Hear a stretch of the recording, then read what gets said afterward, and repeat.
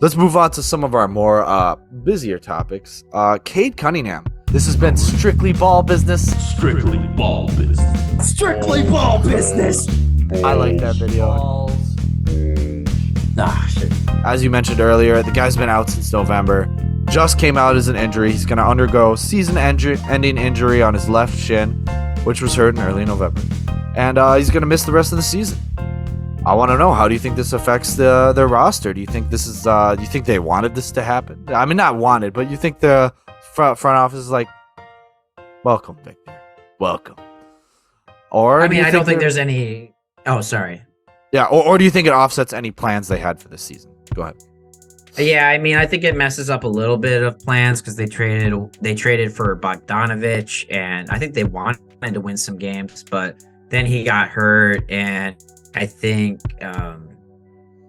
ultimately they're gonna go with the doctor's advice, get the surgery, and rest him. It's not like they're resting him extra than they need to. Like, there's no malpractice going on there, so it is what it is. I think they're going to be excited to have a chance at Wembanyama nonetheless, so it's fine.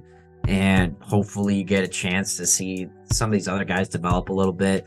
But I do think Pistons are a little upset, too, that overall Cade's not going to get on the floor because this is a year lost of development for him. So it's not like they want him to be hurt. Like, that's a big loss. I mean, this is his second year. And now you're going to go a whole year without professional basketball being played now. You're going to have to take a while to get ramped up next year.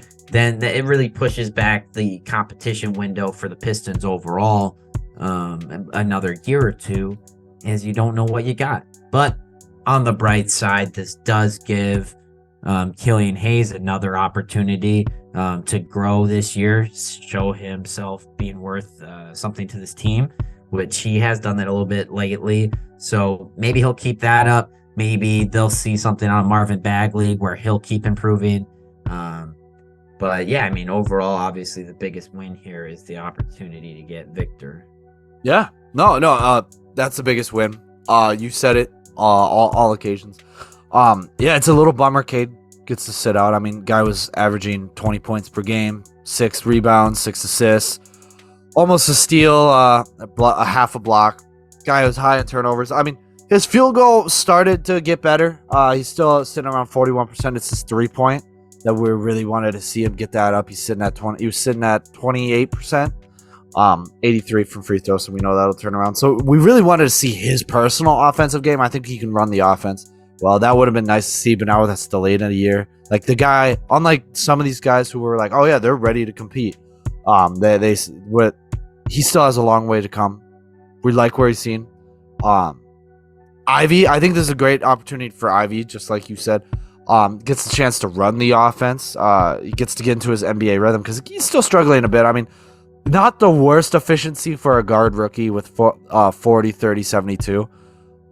That's not the worst if you look at a rookie's lineup, especially with the volume he's producing at 15 points per game. But I can't wait to see more of him. I mean, his assists are obviously going to go up. He's going to get more chances to play and make. Still a -6 on the box score, which is tough. But Killian Hayes, I think this is the biggest. He's out there. I think he's giggling. I mean, sure, his teammate went down. He's a little happy, but I think he's a little glad. Next year is his contract year. This is going to be a huge year for him. He plays a lot of minutes. This guy, we talked about him earlier in a different video, how he's kind of having a resurgence.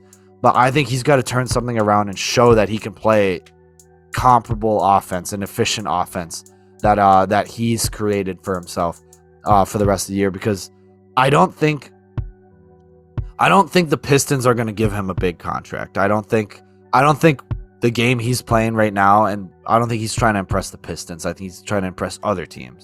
That maybe this is a guy worth tossing a contract out to, because there's a lot of teams out there that would like a point guard. I mean, Kevin Porter Jr. has been playing well this year, but maybe they're like, let's go out and get a. Maybe they think Killian Hayes will be cheaper.